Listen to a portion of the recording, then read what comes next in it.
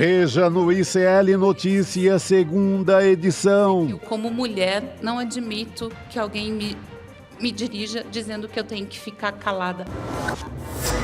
Depoimento-chave. General Freire Gomes é ouvido como testemunha da trama golpista. Mais militares no banco dos réus. Primeira turma do STF começa a analisar amanhã acusações contra os Kids Pretos na trama golpista. Donald Trump, cara de pau. My relationship with President Xi is great. Após passar campanha zombando da saúde de Joe Biden, o presidente dos Estados Unidos se diz triste com o diagnóstico de câncer do ex-rival.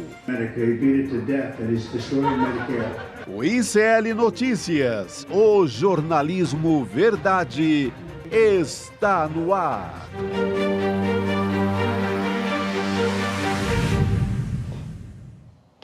Olá, boa tarde. Seja muito bem-vindo, seja muito bem-vinda. ICL Notícias, segunda edição, está no ar. Estamos ao vivo nos canais do Instituto Conhecimento Liberta, Eduardo Moreira, também no canal da Voz Trabalhadora no YouTube, na Pop TV no Rio Grande do Sul e também na Web Rádio São João, diretamente de Quixadá, interior do Ceará, enquanto a gente acompanha aqui Chico Sajatá Postos, Heloísa Vilela, também em Brasília, a gente acompanha esse dia de maratona de depoimentos da trama golpista, né, Elô? Elô tem muita coisa para contar pra gente desde já. Boa tarde, queridos, para vocês dois. Boa tarde, Elô tá ali. Boa tarde, Gabi, boa tarde, Chico. Simbora, Elô. Sim, pois é, porque, olha, hoje vocês vão ver que eu tô com pressa para voltar pro depoimento, porque o general Freire Gomes está depondo, vai continuar a depor e tem sido um depoimento difícil, viu? Vou logo adiantar para vocês que ele não é aquela testemunha que aparentemente vem aqui com muita vontade de contar o que sabe. Não, ele está entregando a conta-gotas e com muita contrariedade. Foi preciso, inclusive, do ministro Alexandre de Moraes, em um determinado momento, lembrá-lo de que se ele fala uma coisa aqui, diferente do que ele disse à polícia, em algum dos dois lugares ele estará mentindo e que ele não pode mentir ao Supremo Tribunal Federal. E foi depois dessa, digamos, bronca, desse puxão de orelha, de chamá-lo à realidade dos fatos, que o general admitiu que realmente teve na reunião com o ex-presidente Bolsonaro e os dois outros chefes das Forças Armadas, uma divergência que ele e Batista Júnior se colocaram contra o documento que estava sendo apresentado, que falava em GLO, estado de sítio, etc., e que o almirante Garnier teria dito que estava com o presidente, mas Freire Gomes ainda acrescentou: eu não posso dizer o que ele quis dizer com isso, qual foi a intenção dele ao dizer isso. Então, para vocês terem uma ideia de como esse depoimento é um depoimento que está sendo, assim, digamos, em linguagem popular, sendo arrancado a fórceps do general, que gagueja muitas vezes, pensa um bocado quando vai falar e admitiu com muita contrariedade, tentando dar um ar de que isso não tinha nada demais, o tom de voz dele foi absurdo, quando perguntado se as autoridades chegaram a falar em prender autoridades, e ele disse sim, isso foi mencionado, acho que era o ministro Alexandre de Moraes, para vocês terem uma ideia do clima que está acontecendo nesse minuto, nesse depoimento. Nossa, climão. A Elô, enquanto ela está aqui agora com a gente, estava acompanhando, assim, há um minuto atrás, ela estava acompanhando esse depoimento do Freire Gomes e contando minuto a minuto para a gente em um grupo que a gente tem internamente aqui do ICL. E eu fiquei, assim, já senti qual é o tom quando o ministro Alexandre de Moraes diz, né, Elô, olha, quem está prestando depoimento tem que colaborar, tem que falar a verdade. Então, assim, no linguajar popular, o Alexandre de Moraes está poucas com Freire Gomes, né? Que tensão, hein, Elô? Olha, Gabi, exato, e teve mais. Ele lembrou ao general que ele é um general, que ele, tipo assim, dando o peso do papel que ele tem, o histórico dele, né, que ainda por cima um general vai mentir para o STF, e aí o Freire Gomes respondeu o seguinte: com 50 anos de exército, eu jamais mentiria. Eu e Batista Júnior nos colocamos contrários ao assunto. O assunto é a minuta de golpe. Não me recordo da posição do ministro da Defesa, e Garnier tomou a postura de ficar com o presidente, mas não posso inferir o que ele quis dizer com ficar com o presidente. Então foi nesse momento que o ministro Alexandre de Moraes arrancou, né, o depoimento, que aí sim condiz com tudo que ele disse à Polícia Federal num depoimento de cerca de 11 horas. Então, o Procurador-Geral da República, Paulo Gonet, já havia tentado fazer com que ele repetisse esse depoimento, e ele estava, digamos, saindo pela tangente, tentando amenizar, como tem tentado amenizar nesse depoimento todo o papel de Jair Messias Bolsonaro nessa tentativa de golpe, mas nesse momento ele não conseguiu fugir e acabou contando o que já tinha dito a Polícia Federal. Chico, vou passar para você só para trazer um pouquinho do contexto aqui, e claro, Elô já deu vários detalhes, mas só para recapitular, a gente está falando de depoimentos ligados, né? São testemunhas de acusação e de defesa dos réus do núcleo 1 da trama golpista. Núcleo 1, quando a gente está falando, claro, do Jair Bolsonaro, do ex-presidente. Tem outros personagens que são chave nesse núcleo. Tem o Braga Neto, o Augusto Heleno, o Alexandre Ramagem, o Anderson Torres, aí falamos também do Almir Garnier, Paulo Sérgio Nogueira e Mauro Cid. Então, o núcleo central da trama golpista. E a gente tem diversas testemunhas que estão listadas para ser ouvidas. Dentre eles, quem está sendo ouvido agora é o Freire Gomes, então, general do Exército. Mas tem, por exemplo, o governador de São Paulo, Tarcísio de Freitas, nessa história, né? Deputados, senadores que são aliados do Jair Bolsonaro. Elô, Chico, eu não sei se você quer comentar, e na sequência acho que Elô pode atualizar a gente também de quem está previsto ir ou não, outros personagens interessantes aí que devem falar, né? Rapidinho, o que é importante nesse depoimento reafirma-se aquilo que já se sabia via Polícia Federal. O ministro o comandante da Marinha, ele fecha com o Bolsonaro para o que der e vier, ou seja, para colocar em ação o golpe. Exército e Aeronáutica ficam reticentes ali, não entram na jogada. Isso está mantido nessa conversa de hoje, né? Nesse depoimento, né, Elô? Isso digamos, o ponto principal do roteiro. Exatamente, Chico. E agora vai ficar faltando para confirmar, para a gente ter essa descrição dessa reunião de duas fontes diferentes, de dois personagens diferentes. Vai ficar faltando o depoimento do Batista Júnior, que deveria depor hoje, mas porque está fora do Brasil, pediu para adiar o depoimento, e o depoimento dele ficou para o dia 21. Então não demora, nós teremos aqui também o Batista Júnior. E ele vai falar, obviamente, dessa mesma reunião, dessas mesmas conversas a respeito da minuta de golpe. O Freire Gomes, eu devo acrescentar, que ele confirmou que o conteúdo das conversas, porque ele não fala assim, me entregaram uma minuta de golpe para a gente discutir, não é assim que ele diz. Ele diz que o presidente Bolsonaro e um auxiliar do presidente apresentaram uma série de considerandos e questionamentos, e que o conteúdo desses chamados considerandos, como ele disse, eram muito semelhantes ao que ele depois viu como sendo a minuta de golpe encontrada na casa do Anderson Torres. Então, mesmo muito contra a própria vontade, ele acabou admitindo que o que eles estavam discutindo e que o presidente da República estava propondo a eles que discutissem era a minuta de golpe que foi encontrada na casa do Anderson Torres. E aí não é mais a raia miúda ali, o varejo do poder, né? Aí a gente está falando do presidente da República com os comandantes das Forças Armadas. Imagina, estão sentados ali para discutir o golpe, para discutir como é que desenrola a ideia de golpe. Então, se isso não é grave, se isso não é histórico, não sei mais o que é.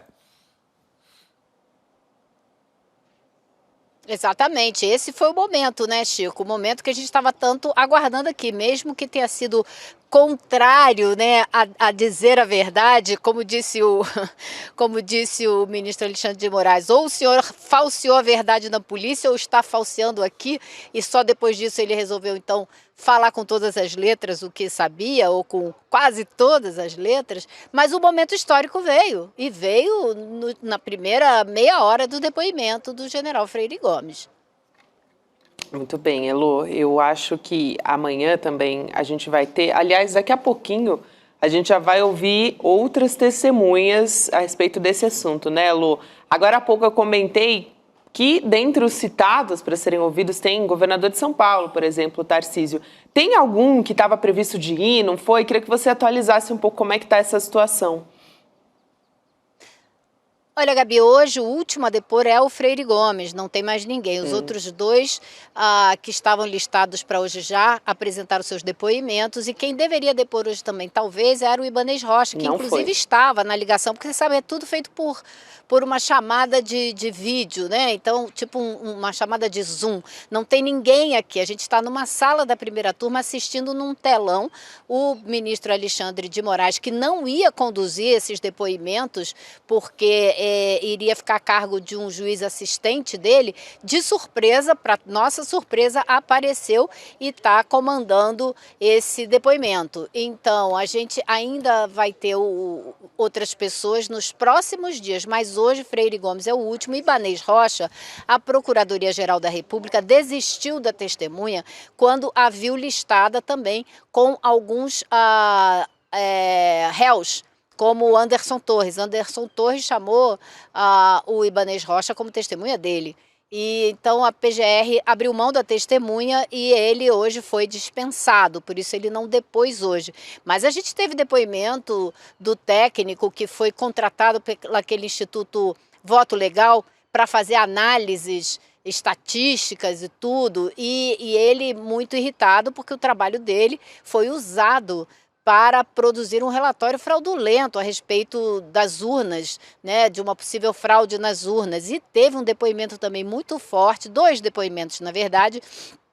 Então, são 3, 4 ao todo hoje. 2 depoimentos de profissionais da Polícia Rodoviária Federal muito impactantes. Um deles disse que guardou várias provas porque quando ele viu o que estava acontecendo dentro da Polícia Rodoviária Federal, ele entendeu 2 coisas. Primeiro, num futuro próximo, ele poderia ter problemas se ele não tivesse provas para mostrar que ele não estava de acordo com o que estava acontecendo. E, em segundo lugar, ele teria as provas do que foi feito e que ele não estava de acordo com o que podia ser feito. O trabalho dele sendo usado de uma maneira ilegal, como ele disse. E teve um outro também da área de inteligência que durante os eventos, quando ele viu que se avizinhava, quando ele viu que a Polícia Rodoviária Federal estava tentando usar estatísticas, estudos para decidir onde dificultar a eleição, para atrapalhar a eleição do Lula, ele também se recusou a fazer qualquer trabalho nessa linha e com pessoas do departamento dele que também se recusaram. Então, foram depoimentos também bastante importantes nesse quebra-cabeça, porque essa tentativa de golpe ela teve várias frentes. Então, esses outros depoimentos confirmaram essa história toda da tentativa de utilização, de instrumentalização, de politização da Polícia Rodoviária Federal dentro desse esquema da tentativa de golpe. Um dos que você citou, Elo, eu acho que é o Adiel Alcântara, né? Também estava dando uma olhada aqui nos destaques do que ele falou, ex-coordenador de inteligência da Polícia Rodoviária Federal. Me chamou muito a atenção, porque ele estava falando a respeito da abordagem sobre onde direcionar, né, ali os monitoramentos no Nordeste e todas aquelas, né, aquela ação que a Polícia Rodoviária Federal estava fazendo no dia de segundo turno das eleições. E aí, uma frase que ele destacou no depoimento dele é de que a orientação da chefia da Polícia Rodoviária Federal era tomar um lado mesmo, assim, por determinação do diretor-geral. Então, isso me chamou muito a atenção dentre essas testemunhas que a Elo comentou agora, Chico. Acho que é a primeira vez que um funcionário de dentro da história, né, da Polícia Rodoviária Federal atesta a existência mesmo de um esquema montado para impedir que parte dos eleitores do Nordeste fossem às urnas. Porque aquela escolha da região porque haviam mapeado e descobriram que ali o Lula ganharia a eleição. Achei super importante. Elô, aí uma outra pergunta que eu queria fazer para você a respeito de como é que está sendo essa audiência hoje. A gente tem réus acompanhando também essa fala, Bolsonaro, Braga Neto, eles estão acompanhando esses depoimentos? O Braga Neto, sim. Bolsonaro, não. Então, tem o advogado do Braga Neto, toda hora, toda testemunha ele tem o direito de questionar e a gente, então, foi informado logo no começo a presença dele também nesse depoimento. Mas dos réus todos, acho que é o único, viu, Gabi? Não teve mais nenhum presente nesse depoimento de hoje. Interessante. A imagem lá no telão, né, do Braga Neto, na cadeia lá no Rio de Janeiro, né, num quartel, preso num quartel. Essa imagem é interessante, era bom que vazasse um pouquinho, hein? Não é por nada, não. Mas eu acho que é importante ver toda essa gente começando a responder a esse caso gravíssimo. Falando em responder esse caso gravíssimo, que a Elô... Diga, Elô, pode falar, a palavra é contigo. Não, é que você falou do Adiel, né? E eu acho que foi muito interessante como o Adiel falou claramente que havia uma aproximação, ou uma tentativa de aproximação muito grande entre o comando da Polícia Rodoviária Federal, ou seja, Silvinei Vasquez, e a Presidência da República, que Bolsonaro ia fazer revista das, não são tropas, né, da força, numa tentativa, disse ele, de militarização da Polícia Rodoviária Federal e uma tentativa de transformar a Polícia Rodoviária Federal em uma força de governo e não uma força de Estado. Isso tudo já chamava a atenção dos funcionários da Polícia Rodoviária Federal. E ele disse que a insatisfação dele não era isolada. Eram muitas pessoas dentro da Polícia Rodoviária Federal que estavam percebendo isso e se revoltando. E o que eu achei muito interessante foi ele mostrar a prova de resistência do grupo da inteligência que se recusou a seguir e fazer o que a direção da Polícia Rodoviária Federal queria fazer e efetivamente fez até o momento em que o ministro Alexandre de Moraes impediu a manobra. Corajoso o depoimento, né? Porque é um servidor que está lá, é gente de dentro da Polícia Rodoviária Federal, mas traz pela primeira vez essa voz, né, que é da PRF, porque até então a gente tinha Silvinei, tinha só as negativas. E agora você tem uma testemunha-chave de dentro confessando que havia um esquema realmente montado para evitar o voto no Nordeste. Fundamental. Eu acho isso super importante, Chico, porque é importante os funcionários, né, públicos, os servidores, eles entenderem o papel que eles têm, a responsabilidade que eles têm, o quanto eles podem fazer, né, no nosso país para evitar problemas maiores. Então, eu acho muito interessante e importante que essas pessoas vejam a importância que elas têm, né, o peso que elas têm na nossa vida, na vida da sociedade brasileira, que foi o que esses funcionários mostraram aqui hoje. Exatamente, Elô. Amanhã, Chico, Elô, o Supremo Tribunal Federal, a gente já sabe, mas é bom reforçar, vai julgar o núcleo 3 dessa trama golpista. Agora a gente está falando aqui de depoimentos de pessoas ligadas aos réus do núcleo central, do primeiro núcleo que envolve Jair Bolsonaro. Amanhã tem o núcleo 3. São 12 denunciados nesse núcleo, então não vai ser tão rápido assim. A gente tem militares, também tem um policial federal que também fazem parte dessa trama golpista e são denunciados por tramar sequestro e assassinato também de autoridades como o presidente Lula e o próprio ministro Alexandre de Moraes.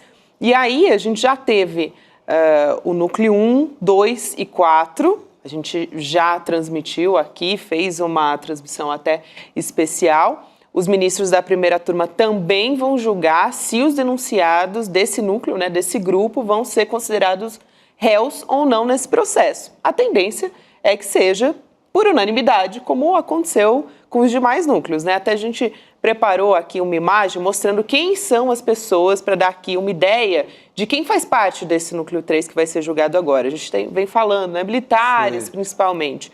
Tem o Bernardo Romão Correia Neto, coronel, Cleverson Ney Magalhães, tenente-coronel, o Estevam Teófilo, falamos muito dele aqui, esse general, também Fabrício Moreira de Bastos, coronel, aqui para dar uma pincelada neles, Chico, não sei se você quer comentar essa primeira parte, porque a gente tem outros nomes aqui que a gente vai trazer, Hélio Ferreira, daqui a pouquinho a gente fala desses nomes que estão aqui na tela também, mas só para não ficar tão maçante, a gente dá todos os nomes de uma vez. Se vocês quiserem se concentrar primeiro, Chico, nesse núcleo que eu trouxe agora, incluindo o que tem que se destacar é ali a predominância mesmo dos militares, né? E não é qualquer militar. Você não está falando aí de um soldado raso, de alguém lá da base dos quartéis. Você está falando aí de coronel para cima.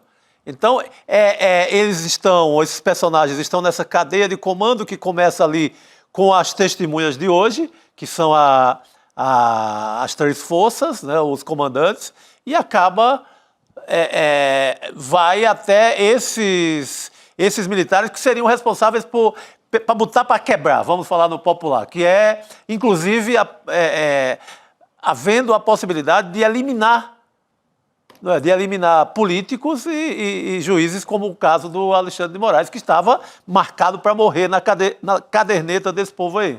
Isso. Elô?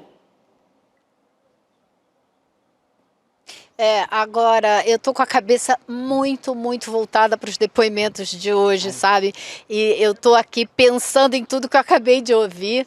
E eu acho que hoje também teve um depoimento que foi muito importante contra o dono do Instituto Voto Legal, né? Vocês se lembram que no depoimento, no dia do julgamento aqui, se ele virava réu ou não, o advogado dele ficou reclamando por que ele está sendo indiciado e o tal do gênio de onde era? De Uruguai? Não. Araraquara? O cara que era o super técnico, né? Araraquara é o hacker de Araraquara, né? Exato. O gênio de Uberlândia. Gênio de Uberlândia. Sim, sim. É o técnico,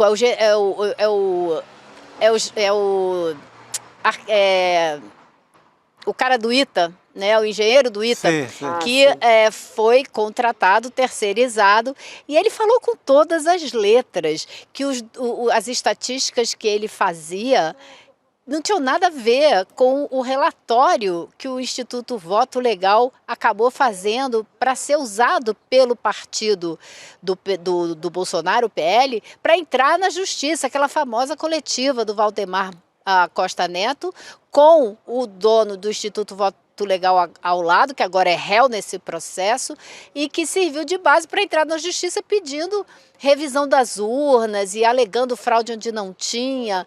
Então foi um depoimento também, eu acho que para o dono do Instituto Voto Legal, o Rocha, demolidor, sabe? Não sobrou muita coisa para ele se defender. Os advogados não fizeram nenhuma pergunta a essa testemunha, inclusive. O interessante nos depoimentos das testemunhas é que você vai começar a ver cada vez mais o que aconteceu hoje. O cara que foi acusado ali, ele vai se defender e na defesa vai acabar tendo que responsabilizar outro personagem envolvido na trama do golpe. Se o rapaz fez um estudo, ele acha que fez um estudo técnico, o cara de Uberlândia, do Voto Legal, pega e transforma aquilo numa opinião para bater com a tese do Bolsonaro, óbvio que ele esteja revoltado e que ele jogue a lama para cima do Voto Legal, do dono do Instituto Voto Legal, né? Então, esse tipo de coisa, a tendência é a gente ver cada vez mais, porque são dezenas de testemunhas e vão começar a acontecer essas contradições, esse disse e não disse, que é revelador e que ajuda no processo todo. Agora, o que eu achei muito interessante foi o quão afiado o ministro Alexandre de Moraes está para não permitir nenhum tipo de inconsistência entre depoimentos que já foram feitos na Polícia Federal e os depoimentos que estão sendo feitos aqui. Ele não vai deixar passar, não vai deixar barato, não vai deixar mentir, não vai deixar falar pela metade. Ele quer os depoimentos completos e muito consistentes com o que já foi dito na Polícia Federal, porque senão alguém mentiu em algum lugar, isso não vai valer. Agora, vai ser uma maratona essa semana, porque amanhã a gente tem o julgamento desse último grupo, para ver se eles se tornam réus, mas os depoimentos continuam, né? Na quarta-feira continua esse julgamento e vai ter o depoimento do Batista Júnior ao mesmo tempo. Então, assim, semana de STF 100% e mais, né? É isso, Elô. Eu achei Muito fundamental. Também foi o que mais me chamou a atenção, esse posicionamento do ministro Alexandre de Moraes.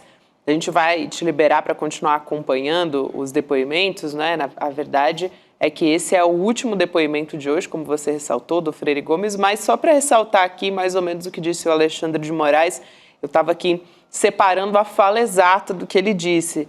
Olha, ele diz assim, antes de responder, pense bem, a testemunha não pode deixar de falar a verdade. Se mentiu na polícia, tem que falar que mentiu na polícia. Não pode agora no STF dizer que não sabia. Ou o senhor falseou a verdade na polícia, ou está falseando aqui. Quer dizer... Escolha, né? Não, e dá até a opção de Gabi, eu vou ter que te falar isso. Na sala da primeira turma, que estava a imprensa toda lá sentada acompanhando, foi assim... Eu também, foi a minha reação, né? Foi aqui. Aquele susto, tá chamando o general de mentiroso, cara. Isso, eu nem assisti, tô aqui reproduzindo a fala, né, porque a imprensa tá reportando aqui nos sites de notícias, então tô aqui transmitindo a fala, mas nem acompanhei, fiquei chocada aqui com o tom, né, mas ele tá pegando ali cada detalhe, quer dizer, ó, falou que tava na reunião de 2022, que tava o Bolsonaro falando de golpe de Estado, então, não relatou que o Almir Garnier disse que tinha concordado com os planos? Como é que é essa história? Ou era ou não é? Ele tentou amaciar, não, né? E esse não é um detalhe. E esse não é um detalhe... Claro que não. Como a gente pode dizer, paralelo, adendo. Esse é o crucial. Esse é o ponto crucial. Bolsonaro te apresentou uma proposta de ruptura democrática ou não? E você como se posicionou? E como os outros comandantes das forças se posicionaram? Isso é, assim, o essencial desse processo, né? É isso, Elô. A gente vai te liberar para continuar acompanhando. Qualquer coisa, conta pra gente. Heloísa Vilela, então, vai voltar a acompanhar o depoimento ao Supremo Tribunal Federal nessa segunda-feira. Começou hoje, hein, gente? Esse é só o primeiro, tá, Elô? A gente ainda vai conversar muito a respeito de tudo isso. A gente vê que tá afiado o ministro, só para dar aqui um gostinho desse primeiro. Valeu, Elô. Tchau, tchau, pessoal. Boa noite, querida.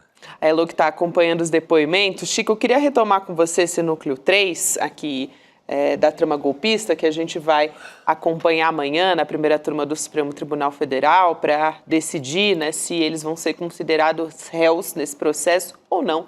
Provavelmente o que a gente espera é uma decisão por unanimidade nesse caso também. Então, falava agora há pouco, a gente apresentou alguns nomes aqui na tela, né, Estevam Teófilo. Também temos Hélio Ferreira, tenente-coronel, mais um coronel, Márcio Nunes de Rezende Júnior. Na sequência, general Newton Diniz Rodrigues, a gente está colocando aqui na tela agora para vocês terem uma ideia de quem faz parte do núcleo 3 da trama golpista. Rafael Martins de Oliveira, tenente-coronel. Também tem mais 3 tenentes-coronéis. Rodrigo Bezerra de Azevedo também apareceu muito nos relatórios da Polícia Federal em conversas de WhatsApp, Ronaldo Ferreira de Araújo Júnior, Sérgio Ricardo Cavalieri e um policial federal, o Vladimir Matos Soares. E a gente tem muitos, Chico Sá, que despretos aqui, as forças especiais do Exército, os especialistas em operações táticas, né? Sim. Os responsáveis por aquelas operações mais, digamos...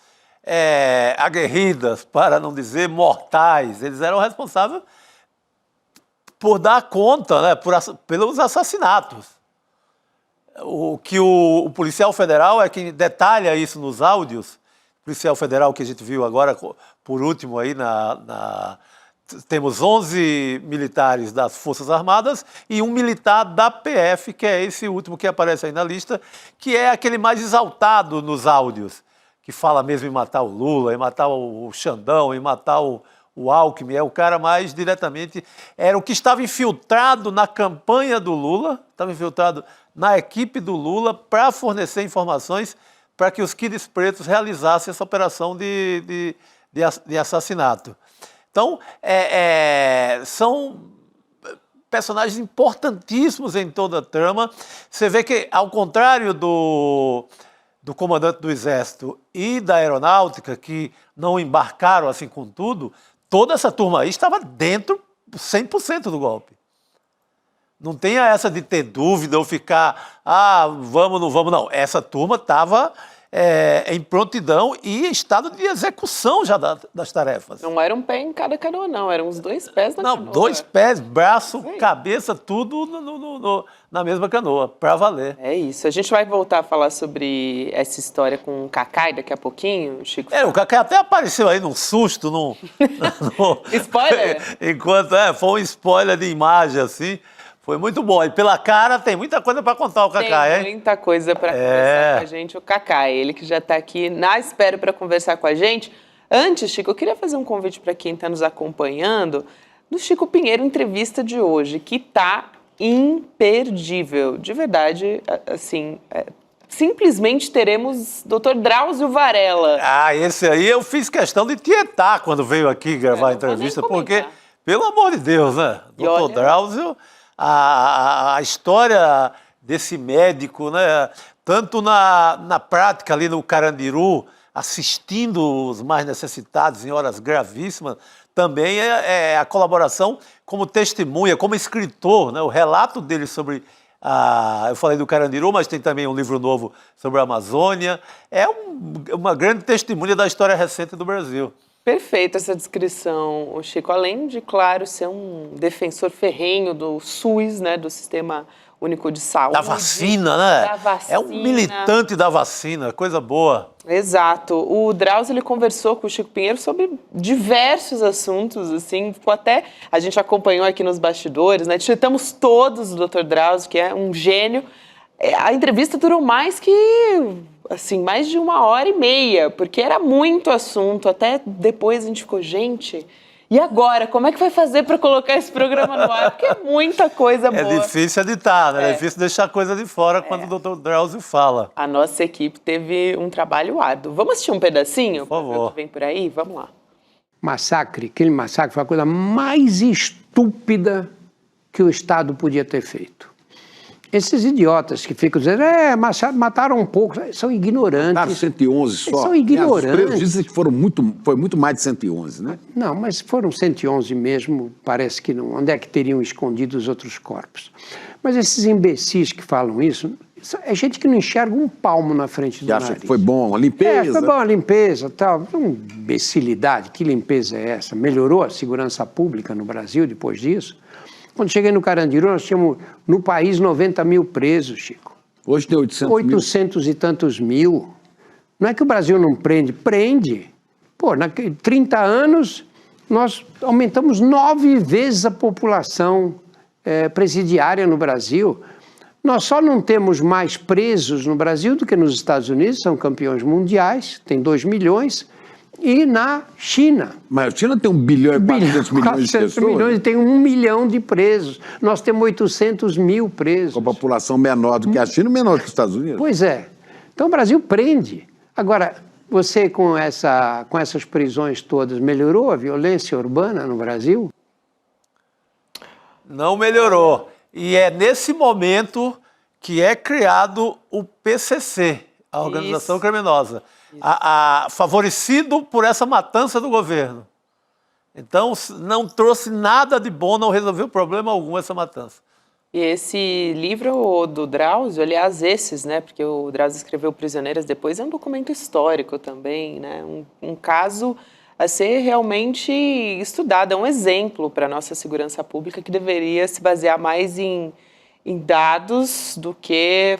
né, em achismos ou em preconceitos. E achar que vamos entrar lá, vamos matar todo mundo achando que vai resolver. Não, criaram o PCC. Que a ideia da bandidagem foi, temos que criar um sindicato para nos defender. E foi em cima, depois da matança do Carandiru. E o doutor Drauzio, todos esses momentos lá, né? Ele estava lá, isso. Cuidando, né, testemunha da história, e mostrando, olha, não é por aqui. Quem vive lá dentro, quem está lá dentro e convive com todos os presos, sabe mais o caminho do que quem fica chutando de fora, né? Muita gente aqui comentando que é imperdível mesmo, que é fã do Dr. Drauzio. A pergunta é quem não é fã do Dr. Drauzio Varela, né? A gente acompanha hoje às 7 horas da noite. Lembro sempre a você para se inscrever em icl.com.br/Chico para receber o link do Chico Pinheiro Entrevista, para também ter acesso os drops, vamos dizer assim, das entrevistas, ficar sabendo antes de todo mundo. Você acessa o nosso grupo de WhatsApp e conteúdos exclusivos. Fica ligado, porque vem muita coisa boa por aí. Dr. Drauzio é uma dessas personalidades incríveis que o Chico Pinheiro Entrevista traz aqui toda segunda-feira. Vamos seguir falando sobre os depoimentos, também sobre o julgamento amanhã no Supremo Tribunal Federal. O Cacai já está a postos aqui com a gente para conversar sobre as testemunhas que estão sendo ouvidas lá no julgamento do Núcleo 1, que inclui o ex-presidente Bolsonaro, né, Cacai? Boa noite para você. Olá, Gabi. Olá, Chico, meus queridos amigos. Esse julgamento, o que eu acho mais interessante, eu comentei com vocês aqui já há muito tempo, que ele está seguindo rigorosamente o cronograma que eu previ lá em novembro, né? Exato. As testemunhas de acusação. As pessoas diziam, vai demorar 2 anos o julgamento, 3 anos. Eu falei, gente, o julgamento vai terminar em setembro, provavelmente até antes. Você veja que hoje estão ouvindo as testemunhas de acusação, ou ficou, se não me engano, uma para ouvir. É claro que eu não estou conseguindo acompanhar, porque estou trabalhando e tal, mas eu estou tendo informações, ficou uma para ouvir amanhã, e depois das testemunhas de informação, pelo que li, já vão começar as testemunhas de defesa, ou seja, dia 2, Gabi, já vão começar a ser ouvidas todas as testemunhas de defesa, são aproximadamente 80, alguma coisa assim. E essas testemunhas vão ser ouvidas em curtíssimo espaço de tempo. Ou seja, ainda no próximo mês, no mês de junho, nós teremos o final dessa parte da instrução, que é uma parte importantíssima, porque tudo aquilo que você colhe, depoimento que você colhe na polícia, não é, em regra, sob o crivo do contraditório. As pessoas não podem fazer o que se faz exatamente agora na instrução do processo. Ou seja, aquilo que foi colhido da polícia, que serviu para a apresentação da denúncia, para condenar, é necessário que seja repetido e confirmado em juízo sob o crivo do contraditório. É importantíssimo. Por isso é que você disse aí que as pessoas que estão sendo ouvidas estão sendo questionadas muitas vezes. Porque o cidadão vai lá ser ouvido sob pena de ser processado se mentir. Então eu li que 2 dos técnicos que foram ouvidos, que faziam parte do Ministério do Bolsonaro, eles falaram, não, nós achamos estranho sim, a questão específica da pedir número de onde o Lula teria tido mais de 70% dos votos para poder fazer algum tipo de manipulação nas eleições e tal.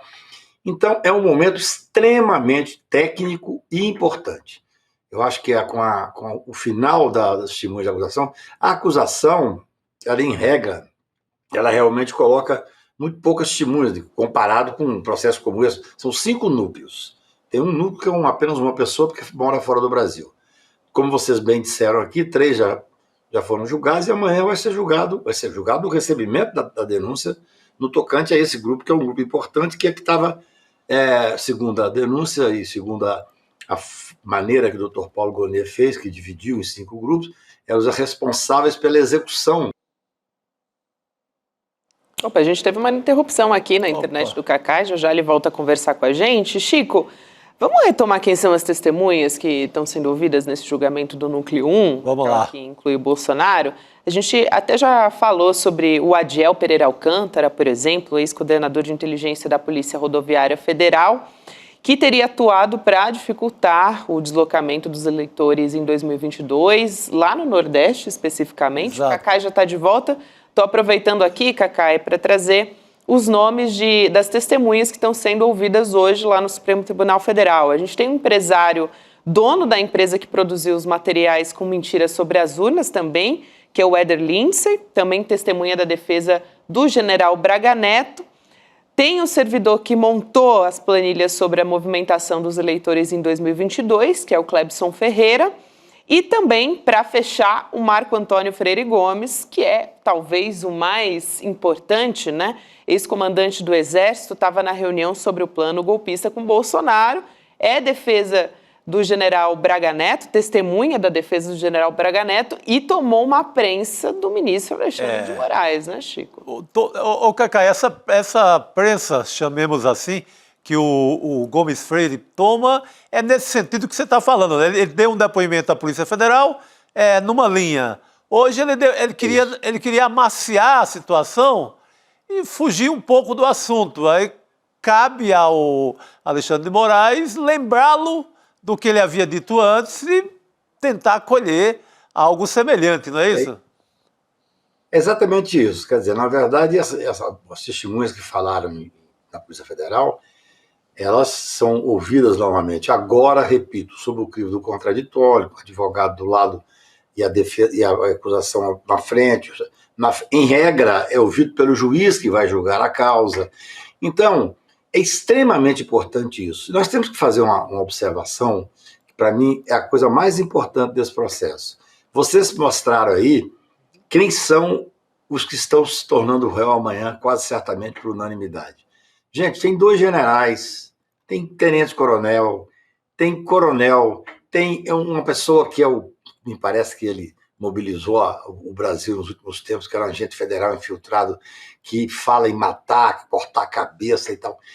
Não é uma coisa qualquer. Eu me lembro que os bolsonaristas, lá no final do ano passado, eles falavam, gente, se prender um general, se for ouvir um general, nós vamos parar o país. Não para o país, não.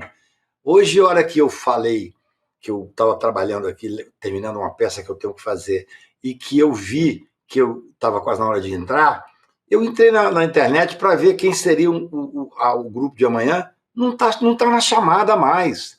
Você tem que entrar no Google para saber qual é o grupo de amanhã. Isso é muito bom. Isso é uma questão de prestígio do Poder Judiciário e de fortalecimento democrático. Quer dizer, veja bem, no primeiro grupo, onde as testemunhas estão sendo ouvidas hoje, testemunhas de acusação, esse primeiro grupo, quase certamente a instrução terminará, repito, ainda esse semestre, e que estará apto para ser julgado em agosto, setembro.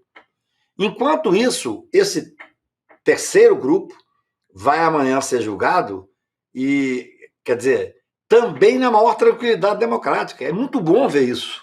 É muito bom ver que essas ameaças, essas basófias que eles faziam, né?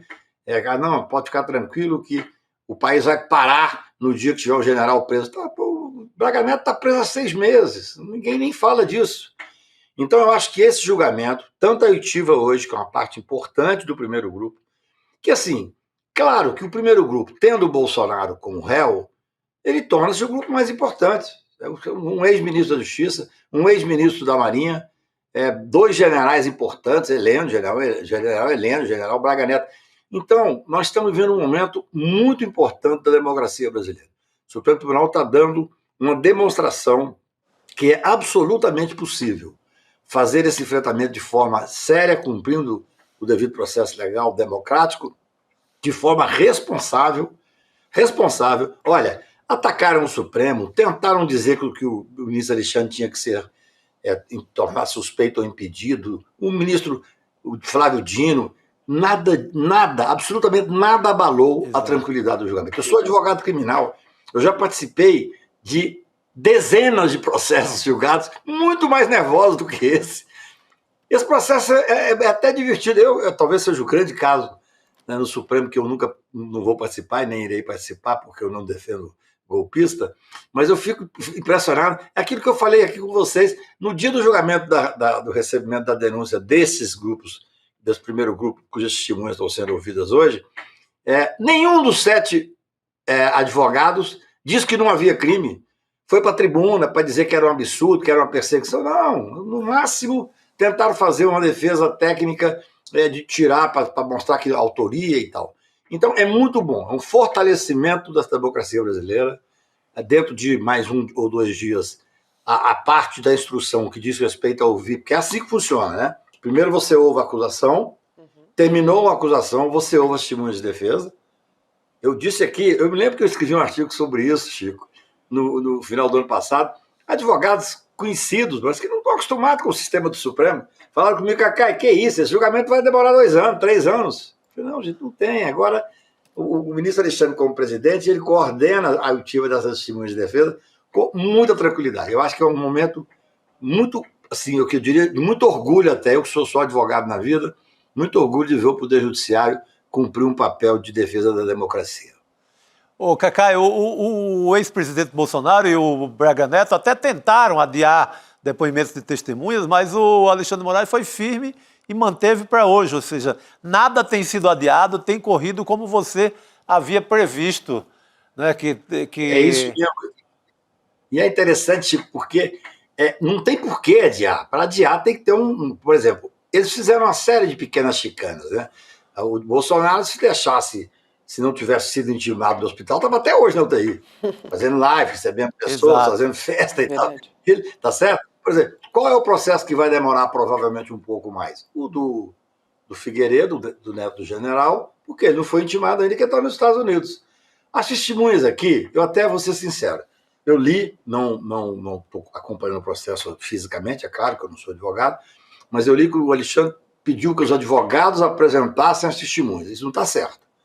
O correto seria fazer aquilo que foi feito no mensalão, que já virou uma praxe no Supremo. Você emite uma carta de ordem para os juízes federais dos estados ouvir. Porque você não pode... Claro, hoje em dia, depois da Covid, mudou muito, porque você tem oitivas por videoconferência. Exato. Era raríssimo você ver um videoconferência. Hoje não. Eu falei ontem na Assembleia de Minas Gerais sobre anistia e fiz da minha casa. Quer dizer, botaram um telão lá, participação, depois recebi várias. Então, hoje em dia, é muito possível. A videoconferência facilitou tudo isso. Essas testemunhas que começam a ser ouvidas, pelo que li, dia 2 de maio, que já na próxima semana quase, essas testemunhas de defesa serão ouvidas em curto espaço de tempo, mantido o devido processo legal e a ampla defesa. Isso aqui é importante. Sim. E a partir daí, nós vamos ter interrogatório, esse é um momento importantíssimo, né? Eu até vou ter, é difícil você, no meio de um trabalho e tal, parar para ver testemunha, porque embora eu tivesse muita vontade de ver, estou curioso para ver logo contar depois. Mas assim, os interrogatórios eu quero tentar entrar para ver, porque vai ser muito interessante ver, porque aí sim, Chico, mais do que nunca, isso que você disse vai acontecer. Porque uma testemunha, ela tem que depor sobre fatos que conhece, ela é obrigada a falar sobre fatos que conhece. Ela senta lá, sob obrigação de dizer a verdade, sob pena de cometer crime. Agora, o réu não. O réu pode mentir. Olha só como é que é o Brasil. E não estou errado, não. Eu acho que a pessoa tem o direito de não se autoincriminar.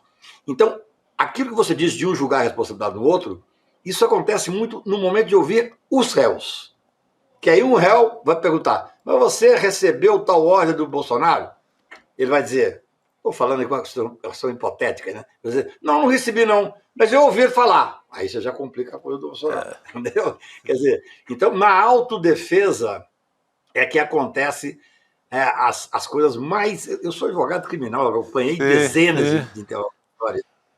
Então é interessante, porque assim, não tem quem vai depor na frente do juiz que não fique nervoso. Não existe. Ô, Cacá, vai depor... Diga, querido. Não, perdão, pode concluir. Eu queria fazer uma pergunta a respeito do STF ter proibido a gravação dessas imagens das audiências aí da trama golpista, né? Vai até o dia 2 de junho isso. E aí a Abraju se posicionou a respeito, a Associação Brasileira de Jornalismo Investigativo, protestando, pedindo para o STF até revisar essa decisão. Eu queria saber se esse tipo de proibição sempre existiu, se deveria ser diferente nesse tipo de julgamento. Como é que é de praxe? É por um motivo técnico. A testemunha não pode ouvir o que a outra testemunha vai dizer. Por isso é que não é um ato de força do STF, não. Sim. Entendeu? A testemunha não ouve a que a outra testemunha vai dizer. Então, tem que ter esse resguardo mesmo. Se você passa na televisão, você quebra essa... Por exemplo, quando você vai chamar testemunha, você está no fórum, por exemplo, né? Que é o dia a dia. Você chega lá, tem uma mesa com o juiz e tal, promotor, são 10 testemunhas. Tem uma sala de testemunha. Aí você vai lá, chama a primeira testemunha, as 9 ficam na sala, entendeu? Para não ter essa... Porque o cara vai lá, A testemunha vai lá e fala, opa, aquele cara falou tal coisa aqui, eu tenho que ter cuidado para não me incriminar. Porque às vezes a testemunha, embora esteja como testemunha, teve participação nos fatos. Sim. Entendeu? Mas aí, Cacai, eu fico com dúvida, porque aí a gente não está tendo notícia disso pela imprensa também? Quer dizer, a gente está tendo acesso ao teor do julgamento, né? Você não tem todo, não é, a íntegra ali, mas você tem a associação, né? Mas... A associação tá com o direito dela, evidentemente, dizendo que é um absurdo o fato de não permitir transmitir. Você imagina se impede a entrada de jornalista, aí então caiu o mundo, entendeu? Aí eu dizer que é um absurdo, porque eu já fui... quando eu levei a Zélia Cardoso de Mello para depor, o Supremo Tribunal eu nunca vi tanto jornalista na minha vida. Hoje em dia tem vários casos assim.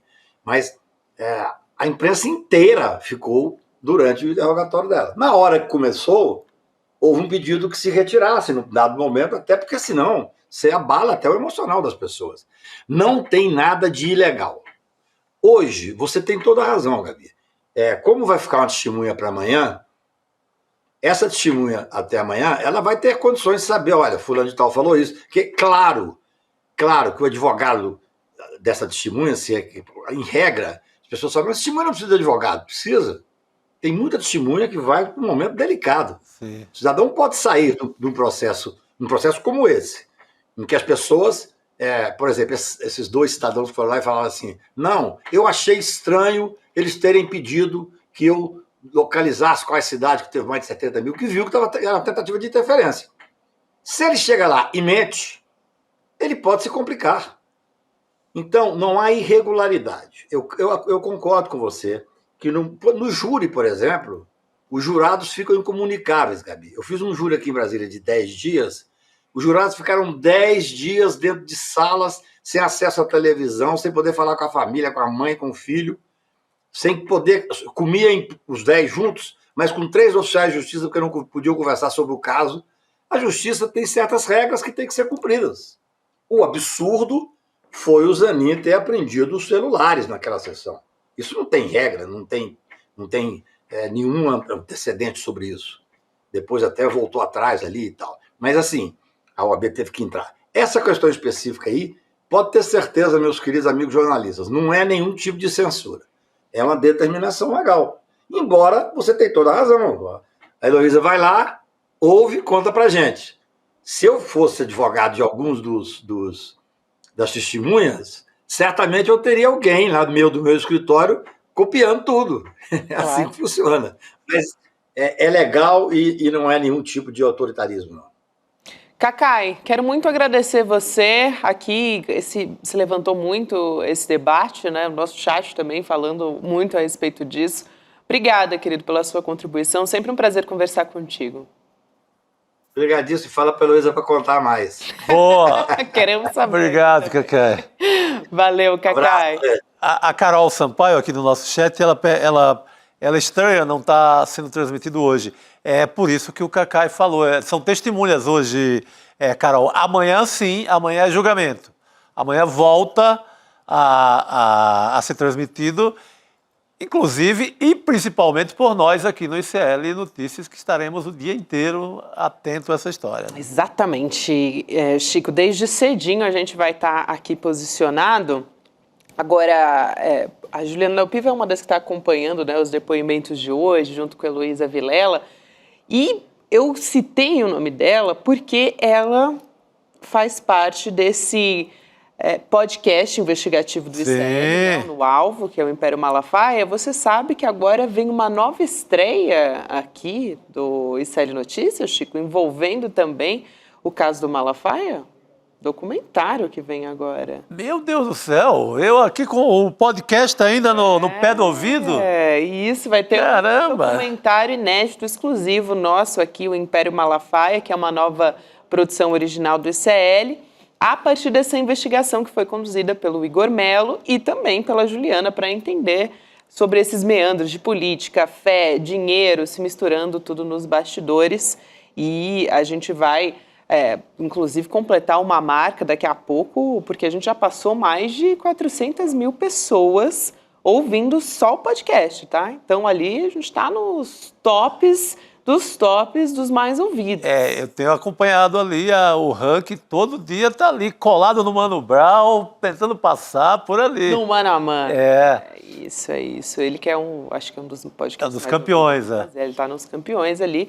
E o Igor e a Juliana fizeram um trabalho excepcional. A gente vai trazer também, eles publicaram uma matéria no nosso site, no ICL Notícias, que é uma reportagem especial. Agora a gente vai ter a estreia do Império Malafaia, que é um documentário, vai ser exibido aqui com exclusividade no ICL no dia 29 de maio, 8 horas da noite, ao vivo. Vai ter Eduardo Moreira, Juliana Dalpiva, Igor Melo já comentando o documentário. E a gente vai exibir. Vamos trazer o trailer aqui para dar um gostinho disso? O trailer é melhor ainda. Talvez você não saiba, mas a figura do Malafaia carrega muitas contradições. A principal delas está na vida financeira dele. Os relógios Rolex, os carros importados, o jatinho e tantos outros detalhes mostram um típico milionário. Mas os documentos que eu reuni contam uma história bem diferente. A mágica que o pastor executa é a seguinte: borrar a linha que separa o que é dele e o que é da igreja. Você quer saber o quê? O que você quer saber? Como o Malafaia deu esse salto em direção à extrema-direita e como ele deixou de se portar como um homem de aparência simples para viver uma vida de milionário.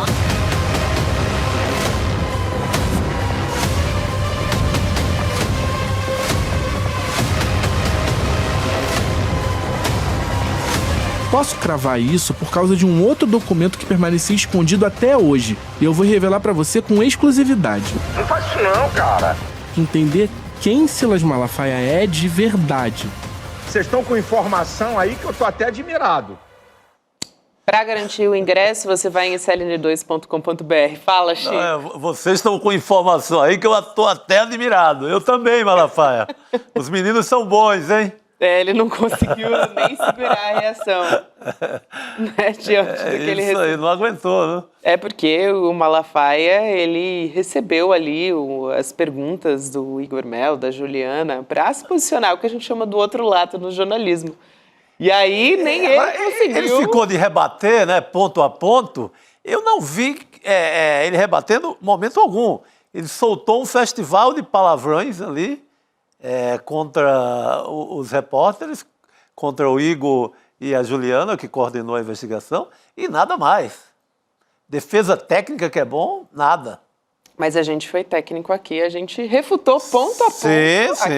Notícia segunda edição, a gente trouxe documentos que foram levantados pelos nossos jornalistas, né? Porque jornalismo a gente faz assim. Para valer. Não é com base no achismo, eles simplesmente levantaram documentos, ficaram mais de um ano fazendo essa investigação. Então, olha, recomendo muito o podcast. Agora também não perde tempo, se inscreve para acompanhar o documentário, porque vai ter coisa do documentário que não está no podcast, gente. Então, vale a pena acompanhar, né? Por favor. Tem o QR Code aqui na tela, você pode ir até o link sln2.com.br, coloca o seu e-mail e você vai receber o link no dia, que é o dia 29 de maio, para assistir às 8 horas da noite o nosso doc. Tá chegando.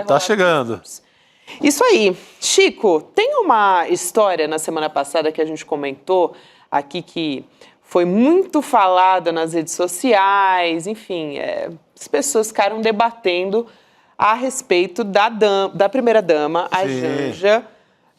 Ela reagiu hoje àquelas críticas que ela recebeu por declarações que até o presidente Lula disse que não foi ela que disse, né?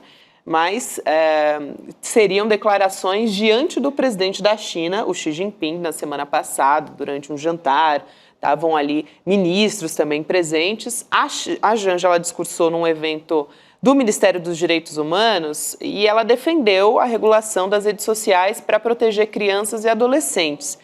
E ela também defendeu o direito de se expressar, justamente por conta dessa conversa em que aconteceu no jantar, em que ela teria feito críticas ao TikTok. Vamos entender essa história, a gente vai colocar aqui a fala da primeira-dama e a gente volta a conversar para entender melhor. Vamos lá.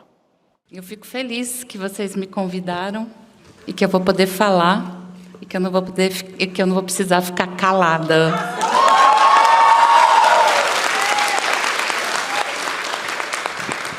O protocolo aqui me deixa falar, né, Macaé? Não vou tropeçar.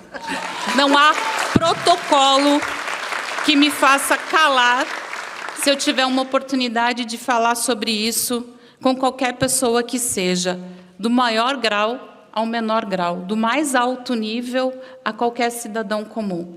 Então, eu quero dizer que a minha voz, vocês podem ter certeza que vai ser usada para isso. E foi para isso que ela foi usada na semana passada, quando eu me dirigi ao presidente Xi Jinping, após a fala do meu marido sobre uma rede social. Então, eu quero dizer que eu, como mulher, não admito que alguém me dirija dizendo que eu tenho que ficar calada. Eu não me calarei quando for para proteger a vida das nossas crianças e dos nossos adolescentes. Fala do meu marido, né, Chico Sala? Exatamente. Olha, muita gente criticou a Janja, inclusive gente de dentro do próprio governo, porque ela virou meio alvo em várias ocasiões. Mas questiona se aquela cerimônia, um jantar na casa do presidente da China, se era o lugar e a oportunidade ideal para falar esse tipo de assunto. Eu creio que a Janja pode até ter infringido uma norma ou outra ali do manual do Itamaraty, digamos assim, mas tocou no assunto que é o assunto mais importante do Brasil, que é regulação de rede social. Perfeito. Ainda mais, ela se dirigiu a um caso específico, que é o caso daquela morte em Brasília, de um teste, de um desafio feito em rede social que acabou na morte de uma criança. Então, se ela infringiu lá o artigo 44, a linha 22 da diplomacia internacional, nesse caso, dane-se. Foi importantíssimo ela ter colocado esse assunto na roda. Vamos chamar a Juliana Dalpiva, Chico Sá? Por favor. Está em Brasília, ela está, aliás, acho que ela está no Rio de Janeiro, né, a Juliana? Aqui eu fiquei... não, ela está em Brasília sim, assim como a Elô Vilela agora há pouco entrou com a gente para contar detalhes dos depoimentos, Juliana também está acompanhando e conta tudo pra gente. Ju, boa noite para você. Boa noite, Gabi. Boa noite, Chico. Boa noite para todo mundo que está acompanhando a gente aqui no ICL Notícias, segunda edição. Então, hoje foi um dia bastante importante aqui no Supremo, né? Por isso até também vim acompanhar. Essa semana são os dois principais depoimentos de todas as testemunhas aí de acusação do processo que está, né, processando o Bolsonaro por tentativa de golpe de Estado. E hoje justamente, a Elô adiantou aqui, o depoimento do general Freire Gomes. O que acontece, assim, e aí eu, além de estar acompanhando o depoimento em si, o comentário, Gabi, que rolou entre as principais pessoas ali envolvidas com essa investigação foi que o general afinou. O depoimento dele na Polícia Federal foi um depoimento considerado contundente, em que ele admitiu ter participado dessas reuniões em que se discutiu a tentativa de golpe, a minuta golpista, e que ele se colocou contrário e até, enfim, de algum jeito acusando o próprio o almirante Almiganier. E aí aqui, na medida em que ele era sendo perguntado, ele ia afinando. Mas isso eu não sei, mas isso eu não quis dizer. Um dos pontos mais problemáticos vai ficar para quarta-feira agora, no momento em que ele desmente o brigadeiro Batista Júnior, que chegou a falar que ele teria dado voz de prisão ao Bolsonaro quando foi instado com a questão da minuta golpista. E aí, já falei com, enfim, fontes na PGR e na PF, eles avaliam que, assim, há dois momentos, né? A questão pública, é isso aqui que eu estou falando para você. Publicamente, a narrativa bolsonarista deve explorar muito o fato de que o general não confirmou todos os detalhes do que ele depois lá na PF. Tanto é que o próprio ministro Alexandre de Moraes, em determinado momento da audiência, apertou ele dizendo assim, olha, ou o senhor falseou a verdade na polícia, ou o senhor falseou aqui no Supremo, então vamos lá. E aí ele começou a confirmar alguns detalhes que, na avaliação da PGR, são cruciais. Por exemplo, a discussão de como evolui a minuta golpista, né? Quer dizer, ela começa discutindo um conteúdo, aí depois ela evolui a ponto de chegar num documento que via até a prisão do ministro Alexandre de Moraes. Isso aí ele confirmou durante o interrogatório conduzido pelo Paulo Gonet, o procurador-geral, como também depois, quando, enfim, todas as perguntas que foram feitas pelas outras defesas, pelos outros advogados, o ministro Alexandre de Moraes fez questão de ler trechos do depoimento dele na Polícia Federal e perguntar se ele confirmava. E aí, pessoal, assim, era só confirmo.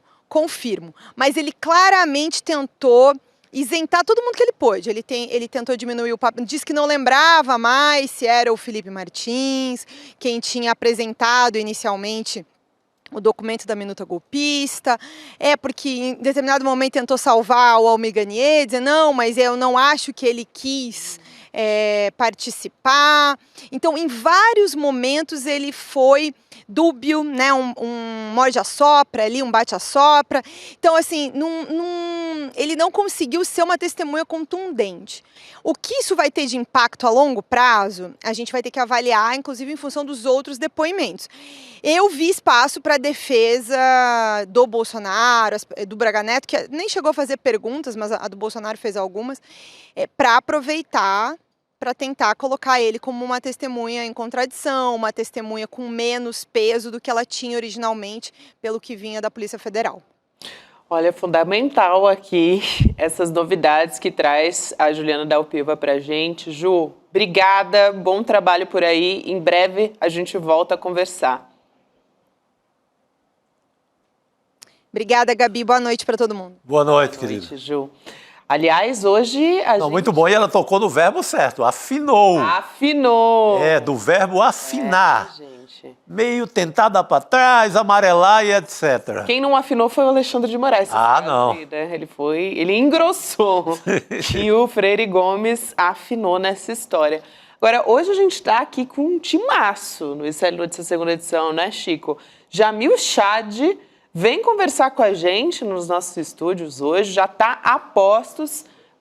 Bom, a gente vai falar, claro, sobre diversos assuntos internacionais, mas primeiro contando sobre o Brasil aparecendo como protagonista na ONU.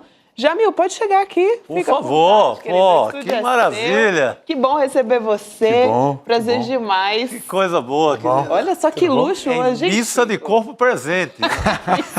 Aí é que eu gosto.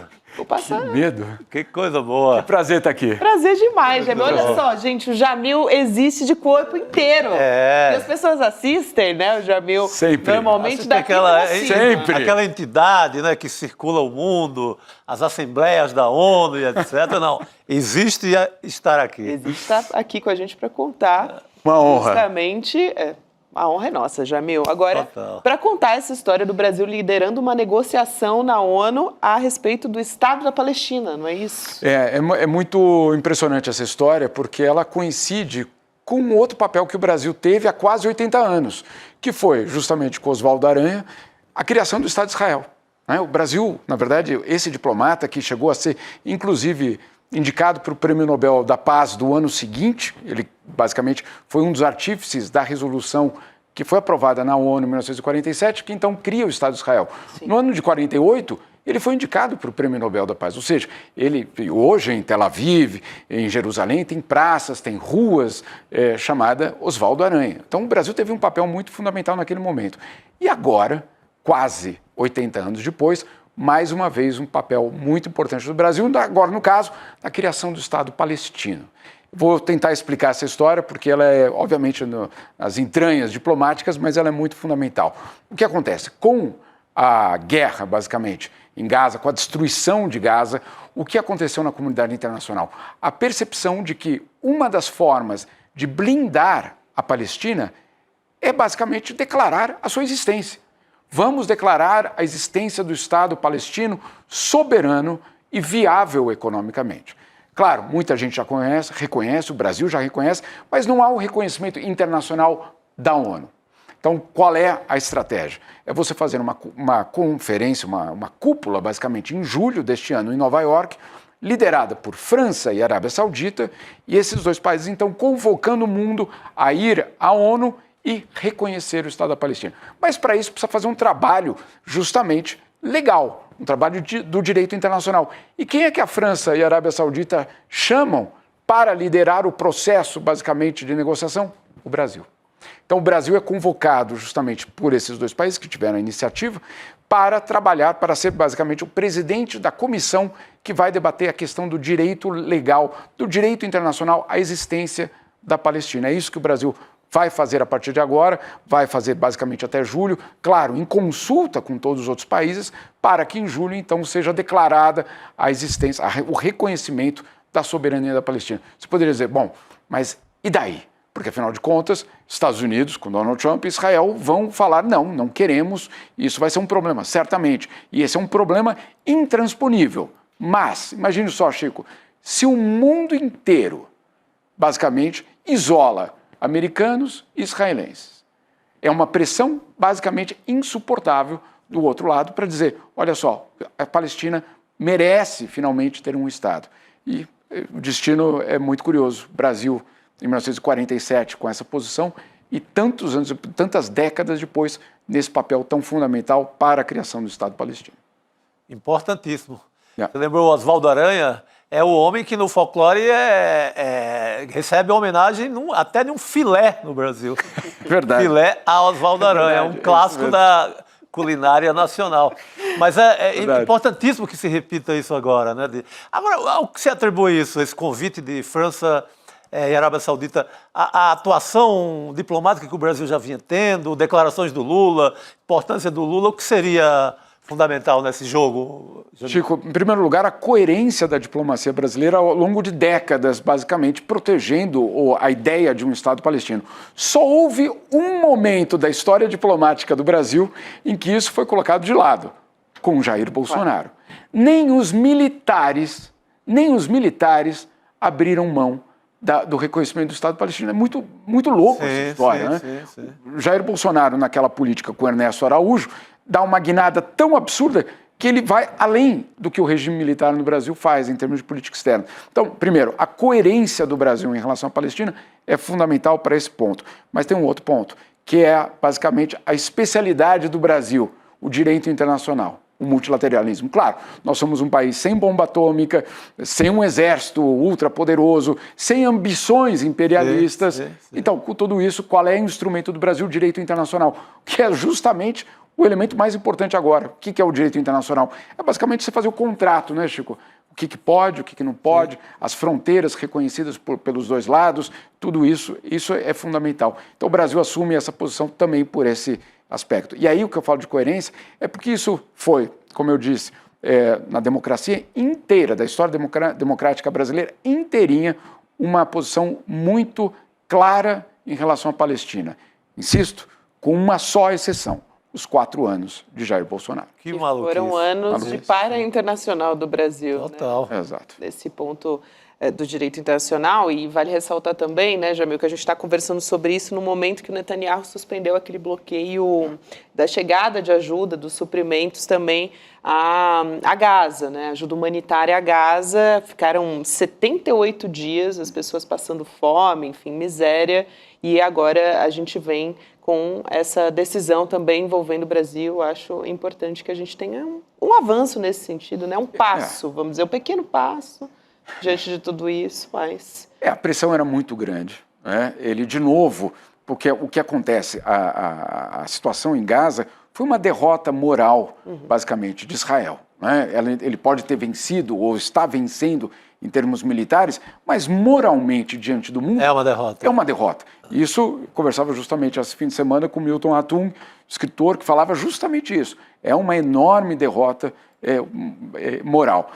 Israel sabe que precisa fazer alguns gestos em alguns momentos para adequar justamente. Agora, Gabi, vamos ser claros, eles não vão parar a matança, não vai haver nenhum tipo de flexibilização, e o que é muito dramático em tudo isso é que nós, e principalmente em alguns setores, lavamos as mãos, né? É como se o tema não mais existisse. O mundo normalizou, né? Tivemos, assim, para surpresa, porque andava tudo muito calmo, essa manifestação em Haia, na Holanda, né? Que foi 100 mil pessoas nas ruas, foi... relevante, né, Jamil? Muito relevante. Inclusive, eu, sinceramente, eu estava focado em outros assuntos. De repente, quando eu vi, inclusive numa página de uma escritora, da Juliana Monteiro, quando ela trouxe isso, eu me dei conta que o tema não tinha morrido. Graças a Deus, na verdade, existe uma mobilização ativista. Né? Agora, eu fico pensando, Chico, será que daria para fazer isso nos Estados Unidos hoje? Não sei. Não sei se daria uma dimensão dessa de 100 mil pessoas. E é importante AIA. O que é AIA?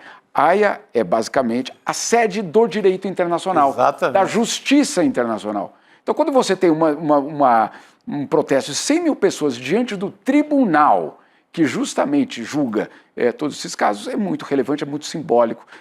Lembrando que não é nada novo essa opressão nem contra os palestinos, nem contra Gaza especificamente. Lembrando que já no passado, Netanyahu criou um sistema no qual o número de calorias, de alimentos que entravam em Gaza eram calculados, inclusive, pelas calorias que poderiam entrar para manter a população minimamente sobrevivendo, mas sem qualquer tipo de energia extra. Então era realmente algo... Que perversidade, né? Total. Esse cálculo meu Deus. É perverso, mas é absolutamente real. Importantíssimo, o Jamil falava agora há pouco de como os Estados Unidos vai se posicionar diante disso. Eu queria falar, na verdade, de um posicionamento do governo Donald Trump que nos envolve aqui no Brasil e envolve o que eles chamam de combate ao terrorismo também. Né, Jamil? O presidente dos Estados Unidos está oferecendo, gente, uma recompensa permanente de até 10 milhões de dólares por informações sobre o Hezbollah, que envolve aqui o Brasil também, a nossa região, né? E que é classificado como terrorista pelos Estados Unidos desde 97, enfim. E o Hezbollah é uma força política importante também no Líbano, uma organização paramilitar de resistência no mundo árabe. Então, eu queria saber como é que a gente entrou nessa história toda. Olha, essa é uma história que eu acho que a gente vai precisa prestar muito atenção nela. Pelo seguinte, só para colocar no contexto aqui, Gabi, como você citou. Hoje, o Departamento de Estado norte-americano anunciou uma recompensa de 10 milhões de dólares para quem prestar certas informações sobre a presença do Hezbollah no Brasil e na Tríplice Fronteira, ali no Uruguai, Paraguai e Brasil. E a recompensa de 10 milhões de dólares se alguém tiver alguma informação que, por exemplo, desmantele algum tipo de lavagem de dinheiro, empresas de fachada, atuações do Hezbollah com parceiros locais, ou seja, Chico, brasileiros, né?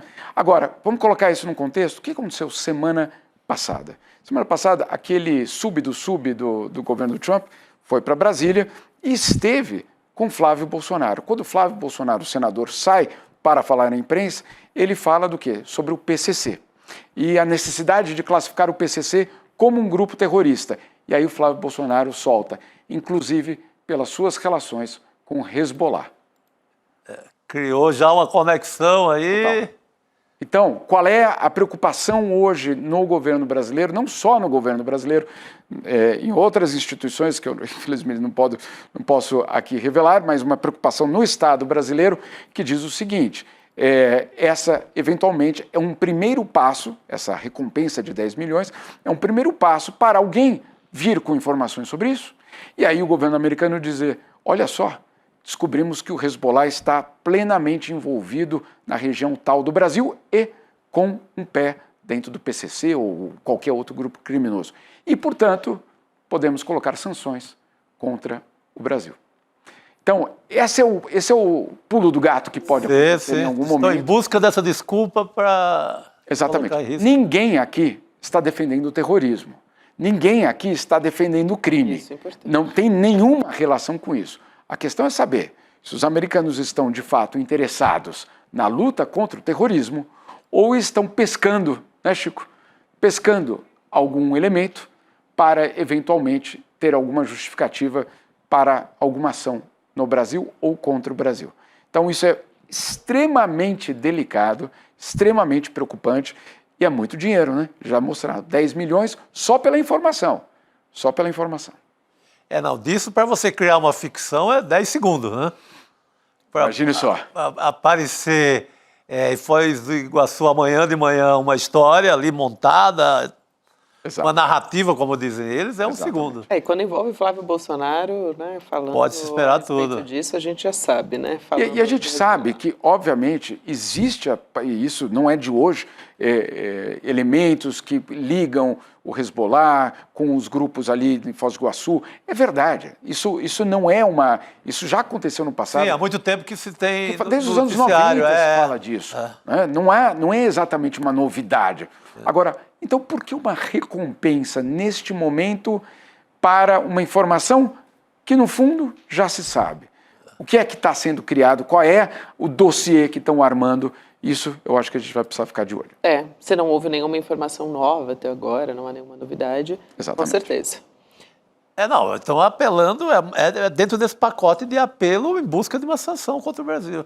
Ou seja, essa gente está trabalhando contra o Brasil dia e noite, né? Dia e noite. Eu acho que inclusive nos vários fusos, né? Porque tem gente espalhada em outros lugares. Eles estão realmente... Agora, eu inclusive cheguei a conversar tanto com o Tarcísio, o governador Tarcísio, quanto o governador do Rio de Janeiro, quando eu estava em Nova York semana passada, perguntando, e aí? E essa questão de classificar como terrorismo? Não, nós somos absolutamente a favor.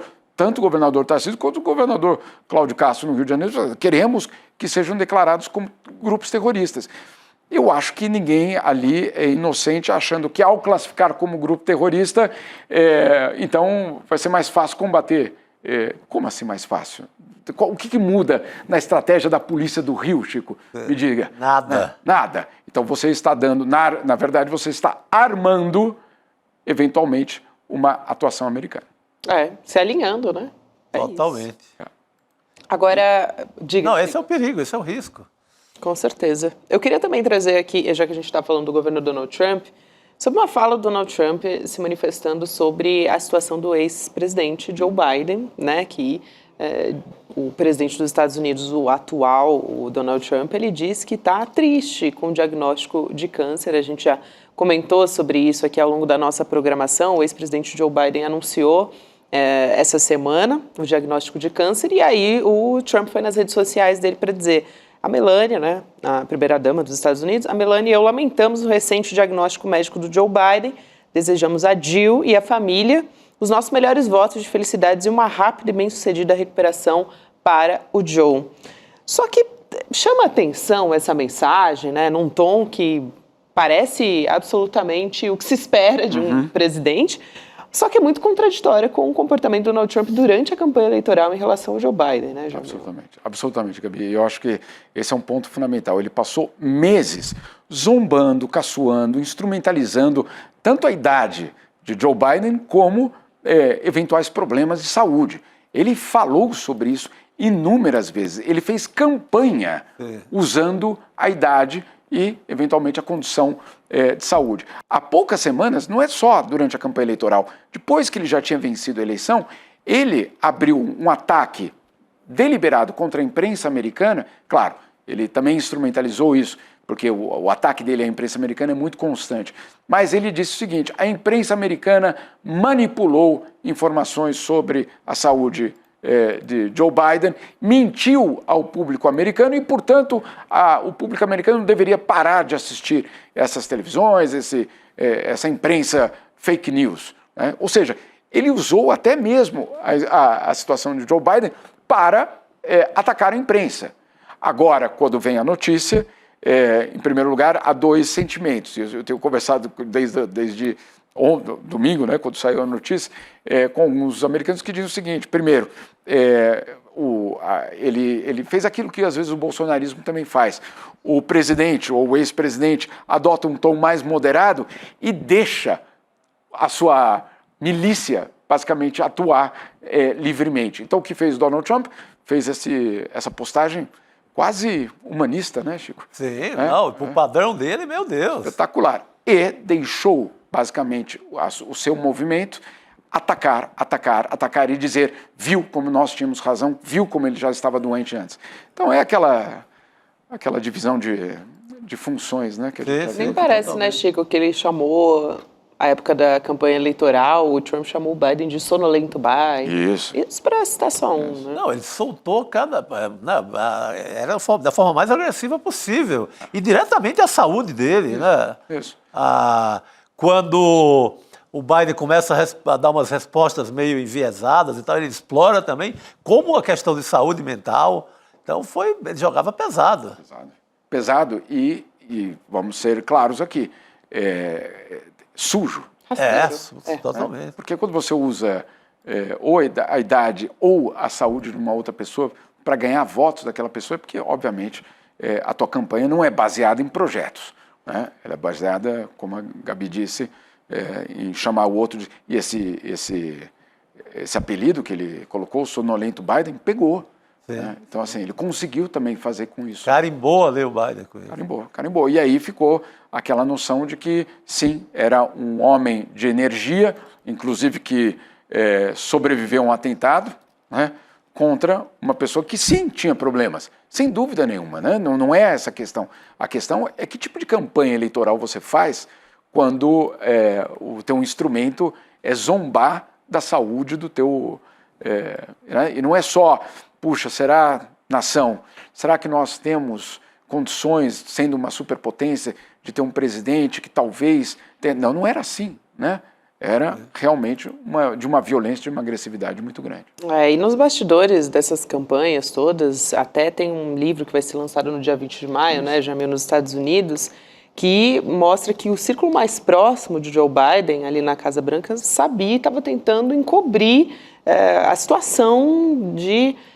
assim, que era muito sensível do Joe Biden. Então, ele chegou a encontrar o George Clooney, por exemplo, não reconheceu, para citar aqui só um dos casos, mas tinha evidências ali do que estava acontecendo, e claro que Donald Trump, que a campanha do Donald Trump sabia e usou isso para fazer uma campanha rasteira, né? Exatamente. Então, enfim, a questão de saúde é sempre uma questão na política muito estratégica. Até, se você me permite, ter uma historinha dos anos 90 ainda, que mostra a dimensão, eu diria, de política internacional, que é a saúde dos líderes. Você se lembra, a Gabi não era nascida ainda, Chico, mas você lembra quando Isaac Rabin foi negociar com Arafat, né, na Casa Branca, etc., era um momento histórico. Realmente, se aquilo ali tivesse prosperado, hoje talvez a gente não teria esse problema em Gaza. Naquele momento, chega o Isaac Rabin, chega o Arafat e a CIA, para tentar saber se um acordo iria vingar, depois de assinado, se aquele acordo seguiria, claro, as duas delegações, a delegação israelense e a delegação palestina, tiveram alas diferentes dentro do salão lá onde eles estavam negociando. E colocaram um banheiro exclusivo para o Arafat e um banheiro exclusivo para o Isaac Rabin. Para quê? Para coletar a urina deles, para, obviamente, fazer todos os exames médicos sobre aquela urina, para saber se eles tinham câncer, se eles estavam bem de saúde, como eles estavam, para eventualmente, se aquela negociação prosperasse, se aquele acordo que eventualmente entraria em vigor, teria os seus líderes mantendo aquele acordo. Concluíram que os dois tinham saúde para manter aquilo. Claro, um foi assassinado pelos extremistas israelenses, né, Isaac Rabin, e o Arafat teve o destino que a gente conhece. Então, saúde de um líder internacional é, obviamente, um tema absolutamente estratégico. Total. É isso, Jamil, que privilégio ter você aqui na mesa com a gente. Muito bom, o chat todo comentando. Não é o Jamil mesmo. Nossa, aqui tá bombando o nosso chat, gente. Obrigado demais, Jamil. Até a próxima. Volta mais. Voltarei. E, Chico Sá, é sempre um prazer ter você aqui comigo todos os dias. E a gente volta. Amanhã tem mais. Tem mais, gente. Obrigada, boa noite para você que nos acompanhou até aqui. Agora tem Chico Pinheiro, entrevista com o Drauzio Varela, gente. Não perde, não. Essa eu não perco, né? Um primor. Muito bom. Vamos nessa. Boa noite para todo mundo. Silas Malafaia gosta de se vender como alguém que veio de baixo, mas hoje vive uma vida de milionário e é dono de uma fortuna que é até difícil de calcular. Ele se tornou dono de um verdadeiro império. O problema é que se você olhar o patrimônio do Silas Malafaia, você não vai ver quase nada dessa fortuna. É algo estranho, para não dizer suspeito. Eu sou o Igor Melo, repórter investigativo do CL Notícias, e ao lado da Juliana Dalpiva, passei mais de um ano investigando a fortuna do Silas Malafaia. E agora nós vamos revelar detalhes inéditos sobre os bens e sobre a influência do pastor. Toda a verdade sobre o patrimônio do pastor Silas Malafaia estará no nosso documentário Império Malafaia, que será exibido no dia 29 de maio quinta-feira, às 20 horas. Olá, eu sou a Juliana Baroni e tô aqui para te fazer um convite. Toda terça-feira, às 19 horas, tem o Precisamos Conversar, um programa de debates feminino. A gente tem que ver, tem que analisar. Vale tudo por qual dinheiro? Quem tem dinheiro e o que é dinheiro no país? Já foi mais ou menos uma cama. Aqui no Instituto Conhecimento Liberta e também nos canais do Eduardo Moreira. Então, você não pode perder. Um beijo, até lá!